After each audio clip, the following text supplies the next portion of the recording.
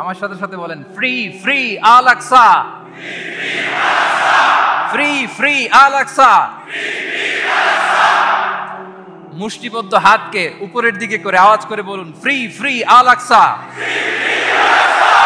Free free আল আকসা,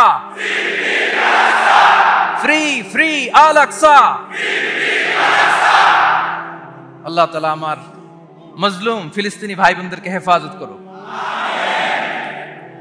আমাদের সেই প্রাচীন কিবলা মসজিদুল আকসাকে আল্লাহ তাআলা হেফাজত করুক। জালিমদের হাত থেকে, দখলদারদের হাত থেকে এই পবিত্র ভূমিকে আল্লাহ তাআলা মুক্ত করুক।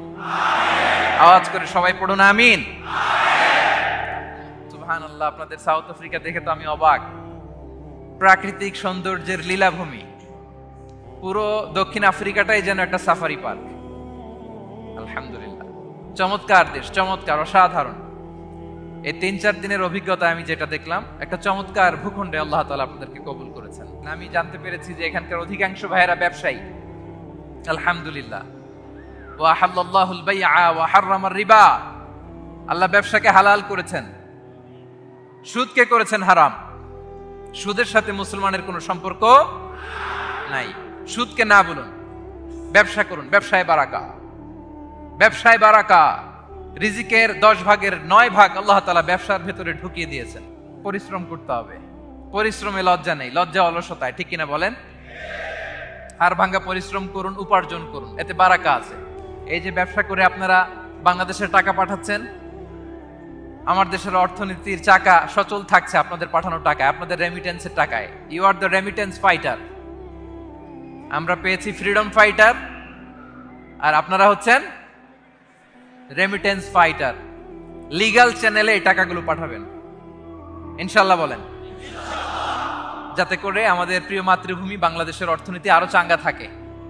এত ঝড় ঝাপটার পরেও আমাদের বাংলাদেশের অর্থনীতি কিন্তু নিচে নামে নাই।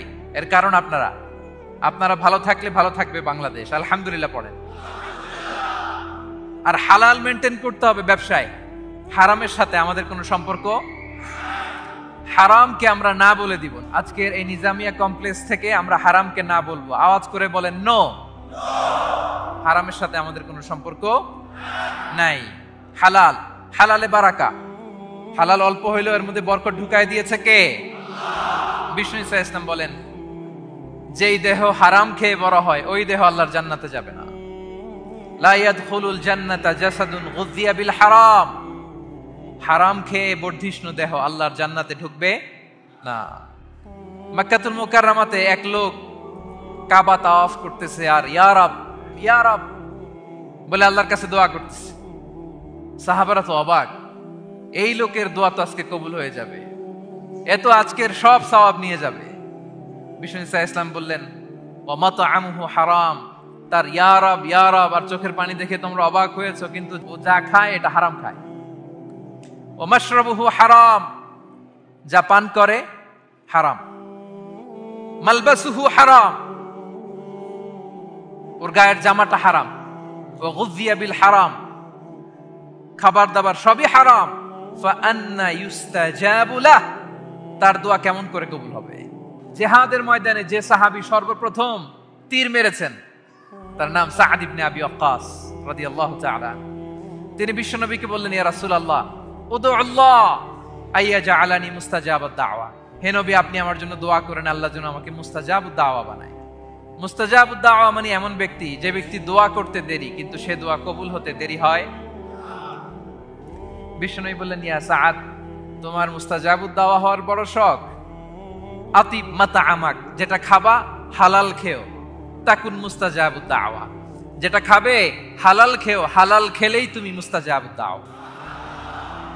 Your food should be halal, your drinks should be halal, your fashion should be halal, your entertainment should be halal. আপনার সব হালাল হইতে হবে। আল্লাহ তৌফিক দান করুক। পড়েন। আসসালামু আলাইকুম ভিউয়ার্স, কেমন আছেন সকলে? আশা করি আল্লাহ পাকের অশেষ রহমতে সকলে ভালো আছেন। মিজানুর রহমান আজহারী হুজুরের ভিডিওটি আপনার কাছে কেমন লেগেছে অবশ্যই কমেন্ট বক্সে জানাতে ভুলবেন না। আর এই ধরনের নতুন নতুন ভিডিও পেতে চ্যানেলটিকে সাবস্ক্রাইব করে পাশে থাকবেন। দেখা হচ্ছে পরবর্তী ভিডিওতে ইনশাআল্লাহ। আল্লাহ হাফেজ।